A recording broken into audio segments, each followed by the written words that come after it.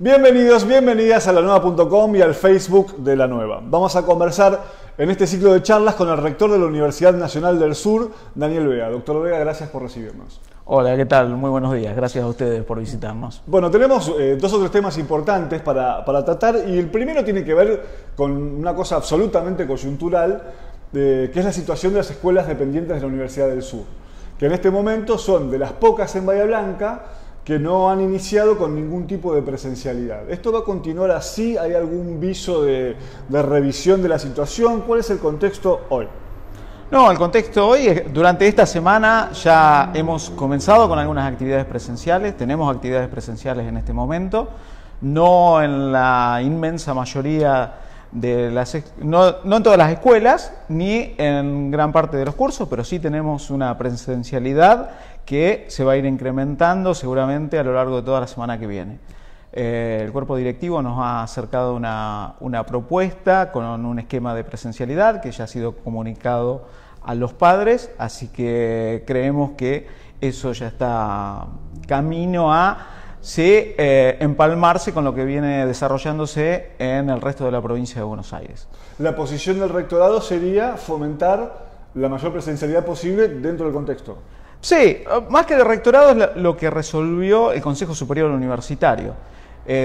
A mediados del año pasado, creo que fue en el mes de agosto, el Consejo Superior Universitario consideró importante que nuestra institución adhiriera a lo que se decidiera en la jurisdicción, en este caso en la provincia de Buenos Aires y en Nación, obviamente. Cuando Nación entonces impulsa la vuelta a la presencialidad, es que nosotros, en base a esa resolución que fue establecida, como te decía, esa resolución del año pasado, de agosto del año pasado, es que marcaba el camino de alguna manera para la vuelta a la presencialidad con los mismos esquemas que provincia y con los mismos protocolos que provincia. El gremio está en una posición, ADUNS está en una posición muy dura. La última noticia es lo que conocemos de los últimos días, que consideran que no están dadas las condiciones para esa vuelta a la presencialidad. ¿Cómo está el diálogo con ADUNS? ¿Creen que el gremio va a propiciar ese regreso a la presencialidad? ¿Las condiciones edilicias y de infraestructura de las escuelas dependientes de las ADUNS, según su visión, sí están dadas para este regreso? A ver, primero quiero destacar que las instalaciones de nuestras escuelas medias son comparativamente superiores a la de la mayoría de las escuelas públicas de la provincia de Buenos Aires. Tenemos instalaciones realmente cómodas, con pasillos amplios, con gimnasio, con patio, con muchísimos espacios con ventilación adecuada, donde se puede implementar sin inconvenientes y con el aval obviamente de nuestro servicio de seguridad e higiene, se puede implementar un esquema semipresencial. Está claro que presencialidad absoluta es imposible, como lo es imposible en el resto del país, porque no tenemos capacidad edilicia ni recursos humanos como para traer a la totalidad de los estudiantes a la presencialidad. Pero sí podemos avanzar sobre un esquema semipresencial adaptándonos a la realidad edilicia que tenemos. En este momento, más del 90% de los edificios está habilitado para un esquema semipresencial. Entonces, bueno, lo que se ha elaborado desde el cuerpo directivo de las escuelas es un esquema de retorno semipresencial en función de esos espacios disponibles. ¿Y cómo viven los docentes en general, más allá de la situación puntual de si hay presencialidad o no, la posición del gremio, etcétera? Eso lo corremos un segundo. ¿Cómo viven los docentes en general esta situación que obviamente ha modificado la vida de todos a partir del año pasado con la pandemia? Que el año pasado debieron adaptarse, incluso reinventarse para poder dar clases desde la virtualidad absoluta, porque no hubo presencialidad, salvo algunas pequeñas cositas sobre fin de año, y ahora se les plantea un esquema de semipresencialidad, es decir, un poco presencial, un poco virtual. ¿Cómo opera eso en el cuerpo docente, en sus mentes, en su capacidad de organizar el trabajo? Tenemos diversidad de situaciones, ¿sí? Las realidades son muy diferentes dependiendo de la unidad académica. Claramente no da lo mismo una carrera como vinculada al departamento de Derecho o Ciencias de la Administración, donde gran parte de los contenidos se pueden manejar y adaptar muy bien a los esquemas virtuales que carreras como las ingenierías, las de ciencias de la salud, que necesariamente necesitan contacto con los laboratorios, con las unidades sanitarias, con los hospitales. Entonces, dependiendo de la situación, tenemos ¿sí? distintos esquemas alternativos de trabajo. Como te decía, hay espacios donde vamos a continuar manejándonos con un esquema virtual, al menos durante este primer cuatrimestre, y lugares donde vamos a tratar de ir a un esquema semipresencial, atendiendo las situaciones más complejas que tiene la institución, que tiene que ver, en primer lugar, con la priorización de actividades que quedaron pendientes del año pasado. Nosotros, si bien considero que la Universidad Nacional del Sur fue de las universidades más exitosas en la implementación del esquema no presencial de educación superior, y esto fue gracias al enorme esfuerzo de todo el cuerpo docente que en solamente 15 días pudo generar contenido, pudo ayornarse a las nuevas tecnologías y continuar con el dictado de prácticamente todas las asignaturas, y también el esfuerzo del cuerpo no docente que se puso al frente de la institución, porque el servicio de sanidad siguió funcionando, atendiendo los problemas de salud de nuestros estudiantes y de nuestros docentes, se siguieron pagando los sueldos, se siguieron entregando títulos. El año pasado entregamos casi 1000 títulos a lo largo de todo el año, a pesar de la pandemia, que esto es inédito prácticamente en todo el sistema universitario nacional. Y eso fue gracias al enorme esfuerzo. Ese esfuerzo, sí, yo creo que este año en parte va a poder ser capitalizado, porque muchos de esos contenidos que fueron generados durante el año pasado van a poder ser utilizados durante este año, mejorados obviamente. Para eso hemos adquirido más tecnología, estamos adquiriendo nuevos servidores, equipando aulas de audiovisuales para que los docentes puedan generar contenido con mayor calidad, y estamos tratando de potenciar ese área. Respecto a la presencialidad, lo que se han elaborado es protocolos específicos para cada unidad académica, para cada laboratorio, para cada disciplina, de manera tal de, en primer lugar, como te decía, resolver los problemas que nos dejó el año pasado, que eso yo estimo que para fines de este mes vamos a estar prácticamente con todos los inconvenientes resueltos. O sea, estamos cerrando muy bien 2020, salvo en la carrera de enfermería, donde sí, la cantidad de estudiantes es tan importante que no hay forma todavía de concluir con todas las actividades pendientes durante este mes, pero se van a ir resolviendo a lo largo del cuatrimestre seguramente. El resto, sí, también estos protocolos nos van a permitir arrancar de alguna manera mucho más ordenada el 2021 en lo que tiene que ver con estas actividades prácticas, las actividades de campo. O sea, por decirte algo, la gente de agronomía, por ejemplo, ya está viajando, los estudiantes ya están viajando a nuestros campos para desarrollar las actividades prácticas. Ingeniería química está realizando los laboratorios para cerrar el 2020 y van a usar el mismo esquema seguramente para el 2021.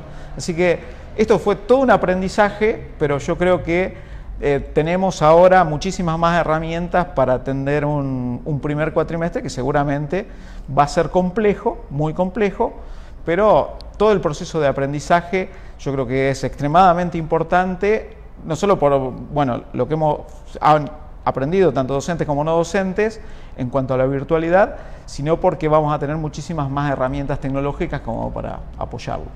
Bueno, vamos a recordar que la Universidad del Sur es como una ciudad dentro de la ciudad, la comunidad universitaria me refiero, ¿no? Cerca de 30.000 alumnos, más de 3.000, casi 4.000 docentes, y esto por no mencionar todas las otras áreas, sanidad, en fin, y otras áreas que comprende la universidad. Uno de los grandes temas que siempre se discute, antes de la pandemia también, se discute, se plantea, porque se revisan los contenidos, las formas de trabajar y demás, o se hace un análisis de qué pasa o por qué pasan algunas cosas, tiene que ver con la deserción de estudiantes, sobre todo en los primeros años. Había una presunción, porque entiendo que se hicieron evaluaciones al respecto, de que el año pasado, por la modificación de las condiciones, iba a haber una deserción superior a la de años, llamémosle así, normales. ¿Cuáles fueron las observaciones que ustedes hicieron en ese sentido?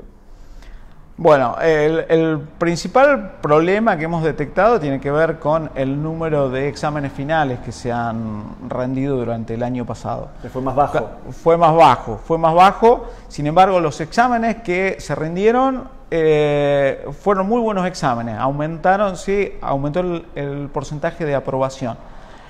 Ahora, por estos días estamos tratando de hacer un análisis integral para ver cómo cerró ese 2020 en cuanto al número de exámenes rendidos, porque se generaron también situaciones que tienen que ver con este esquema virtual, sobre todo en la toma de exámenes, donde para los cursos numerosos es extremadamente complejo implementar un esquema de evaluación no presencial.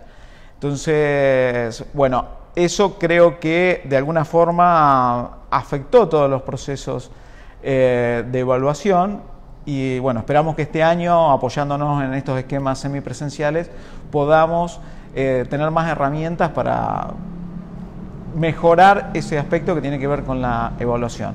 En cuanto a la deserción, la realidad es que todavía creo que no estaríamos en condiciones de saber dónde estamos parados, porque la situación socioeconómica es extremadamente complicada, sobre todo con los chicos de la región. Sí sabemos que hay muchos chicos que, apoyándose en los esquemas semipresenciales, han decidido no alquilar durante al menos estos primeros meses. Sí, uno espera que, bueno, a través del acompañamiento y las tutorías que estamos sumando durante este año, esos estudiantes tengan un acompañamiento mayor y sí, que eso nos permita retenerlos, pero la realidad es que tenemos muchísima incertidumbre sobre cómo va a afectar la situación socioeconómica en la deserción. De esas palabras se desprenden una de las preguntas más interesantes vinculadas con la post-pandemia, ¿no? Este año no va a suceder, pero imaginemos que, es decir, porque el operativo de vacunación que se supone que nos va a sacar de este problema va a demandar como mínimo largos meses, pero bueno, imaginemos que el operativo de vacunación progrese, en algún momento va a ocurrir, se produce la famosa inmunidad de rebaño, podemos tener la opción de retomar algunas actividades o muchas actividades tal como la conocimos antes de la pandemia.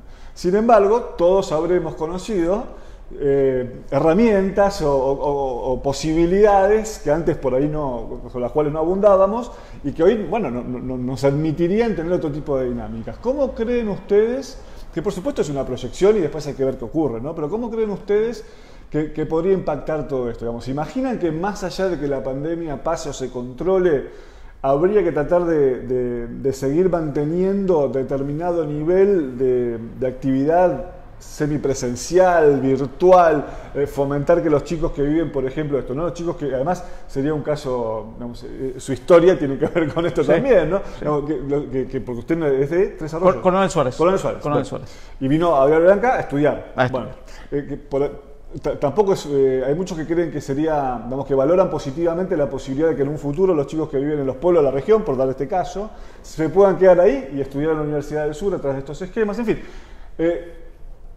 ¿Cuál es la proyección que ustedes hacen o que el rector de la Universidad del Sur puntualmente hace sobre todos estos temas? A ver, yo creo que, como te decía, el año pasado fue un año de muchísimo aprendizaje donde uno observaba, nosotros en el año anterior, ¿sí? En 2019, comenzamos a incorporar nuevas herramientas tecnológicas para propiciar la enseñanza no presencial, con servidores nuevos, con mucha más infraestructura, incluso con estructura de recursos humanos en torno a la virtualidad, ¿sí? Armamos una pequeña estructura para educación a distancia. Eso nos permitió arrancar mucho más ordenado y encarar mucho mejor la pandemia que otras universidades, porque nosotros tuvimos mucha suerte en el 2019 de haber adquirido equipamiento y generar las estructuras acordes para la virtualidad. Eso más el aprendizaje, sí, pero bueno, debo destacar que durante esa etapa incipiente, uno lo que observaba era muchísima resistencia en la mayoría del cuerpo docente respecto al uso de las nuevas tecnologías. Pero la pandemia nos empujó, nos obligó a movernos en esa dirección y la realidad es que cuando uno habla con los docentes, una gran mayoría se enamoró de las nuevas tecnologías y cree que ha sido muy positiva y que son herramientas que vinieron para quedarse y que las van a usar como complementarias a los esquemas tradicionales. Pero no solo eso, sino que además descubrimos en el camino lo que decías vos, o sea, chicos que trabajan o chicos que son de la región, ahora pueden acceder a sus cursos de manera remota. Y eso se transforma en una política de inclusión, ¿no? Porque si uno puede asegurar buena conectividad, que eso debería ser realmente, me parece que es uno de los esfuerzos que deberíamos hacer, ver cómo asegurar buena conectividad a todos los ciudadanos del país, nos permitiría, ¿sí?, una educación sin fronteras prácticamente. De hecho, bueno, este año, el año pasado, en medio de la pandemia, comenzamos a dictar contador público en Coronel Suárez de manera remota. Algo que era impensado hace unos años, y seguramente ese esquema se va a mantener y se va a fortalecer con otras carreras, ¿sí? Desde Bahía estamos dictando en Coronel Suárez una carrera con título universitario. Bueno, yo creo que eso, todo ese aprendizaje y toda esa infraestructura la tenemos que usar, potenciar y apoyarnos en ella para, ¿sí?, abrir las fronteras de la institución y tratar de tener una oferta académica, además que van a necesitar ser mucho más moderna, acorde a los tiempos que corren y mucho más ágil. ¿Y habrá consenso para eso entre el cuerpo docente, no docente, pero sobre todo docente, no? Yo creo que... Perdón, antes de la pandemia estas cosas se discutían también. El tema de tratar de fomentar la virtualidad, favorecer la educación a distancia, esto de colgar contenidos en internet y que cada uno lo vea en función de las posibilidades de sus horarios, porque hay gente que trabaja y por ahí no puede cursar. Todas estas discusiones ya existían, la pandemia aceleró. Las aceleró. Claro, pero uno sabía que en aquellos, cuando se discutía pre-pandemia, todo esto, había resistencias por parte, sobre todo de algún sector de los docentes, porque obviamente los obligaba a modificar su manera de trabajar tradicional. Sí, eso ya venía, bueno, pre-pandemia ya venía cambiando porque, sí, grandes instituciones como Harvard, MIT, ya estaban generando contenidos y emitiendo certificados de validez internacional. Entonces, ya antes del inicio de la pandemia esto se venía gestando. Y bueno, ni hablar de Google ahora, que también está dictando distintos tipos de capacitaciones que atienden a sus intereses particulares. Yo creo que en particular en nuestra institución lo que veo es que lo que uno escucha es que muchísimos docentes, como te decía, realmente han descubierto un nuevo mundo y están muy entusiasmados con esta idea de complementar la presencialidad con la semipresencialidad, tanto para atender a los estudiantes como para reforzar sus clases presenciales. O cosas que se vienen también, que surgieron en este último tiempo, los laboratorios remotos. Tenemos un laboratorio de electrónica en este momento donde los estudiantes desde su casa pueden, sí, a través de un simulador, ingresar al laboratorio, prenden la luz, prenden los instrumentos, miden, hacen todo de manera remota a través de los esquemas de robotización actuales, que son cada vez más importantes y que nos van a permitir hacer muchísimas cosas en muy poco tiempo.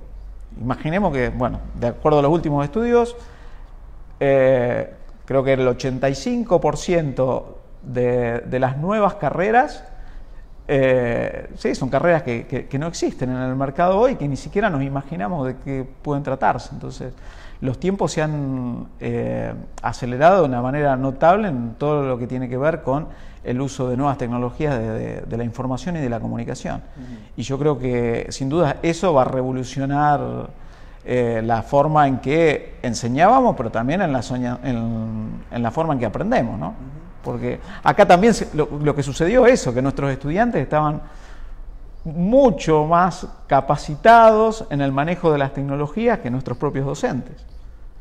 Sobre todo en las instituciones tradicionales como la nuestra. Imagínate, nosotros tenemos cuerpos docentes donde muchos de nuestros docentes tienen de profesores tienen más de 50 años y que se incorporaron a la institución cuando las computadoras recién estaban dando los primeros pasos. Cosa que no sucede con nuestras generaciones de estudiantes que nacieron en un mundo totalmente distinto. Así que yo soy optimista, yo creo que muchas de estas herramientas vinieron para quedarse y que la institución las va a hacer propias y que van a permitir, esto que te decía, ampliar las fronteras y tener una política mucho más inclusiva de educación superior. Una pregunta bastante amplia ahora. Por lo que estábamos hablando recién tiene que ver sobre todo con el nivel superior, porque hay una noción de los distintos especialistas de que cuando se habla de nivel inicial, primario, secundario, la presencialidad y sí es mucho más importante, sí. El contacto con el docente, verse, estar cerca, bueno, es distinto, ¿no? Entonces lo que hablábamos recién sobre todo es enfocado en el nivel superior, cuando se supone que ya los estudiantes tienen otra capacidad de decisión, de otra capacidad de organizarse sus tiempos, etcétera.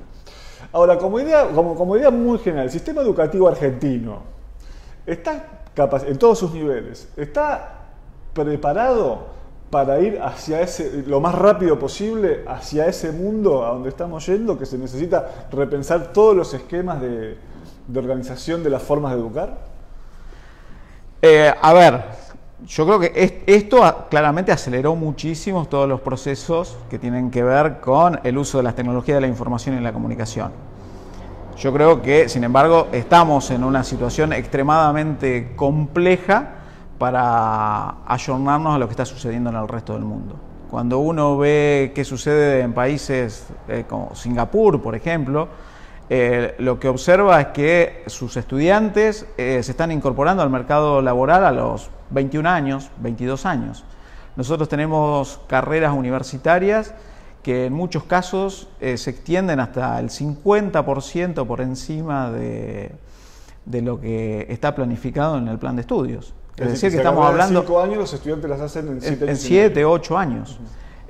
Sí, eso realmente yo lo vislumbro como un problema que requiere de una atención urgente, porque nada, por esta dinámica que se está dando en todo el planeta, que tiene que ver con la velocidad con que se están desarrollando nuevas tecnologías, me parece que en muchos aspectos nuestros planes de estudio son planes de estudio que atrasan respecto de lo que está sucediendo. ¿Y se discuten estas cosas en los niveles de discusión importante? Obviamente que la pandemia hace que uno piense pandemia, ¿no? Pero antes de la pandemia o algunos que proyecten cosas para después de la pandemia, ¿se discute esto seriamente?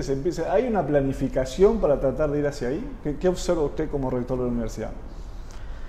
Se discute, pero yo creo que no con la velocidad quizás y con la ejecutividad que debería discutirse, porque, como te decía, en este momento, ¿sí?, los países más desarrollados del planeta, independientemente de la orientación ideológica ideológica que tengan, tienen esquemas muchísimo más o con una velocidad de respuesta muchísimo más acorde a los tiempos que corren. Nosotros la realidad es que tenemos, sí, nuestro sistema, nuestra burocracia, nuestros procesos de acreditación. Por citarte algo, nosotros, sí, para tener el aval ministerial para la creación de una carrera, tenemos que someterlo a un proceso de acreditación, que es un proceso de acreditación complejo, donde de alguna forma se asegura que la carrera universitaria cumpla con ciertos estándares de calidad, pero eso a su vez hace que toda la dinámica se vuelva realmente compleja si uno quiere hacer cambios que respondan a los tiempos que corren. No sé si me explico. Entonces, esa dinámica es una dinámica que desde mi punto de vista es una dinámica excesivamente lenta.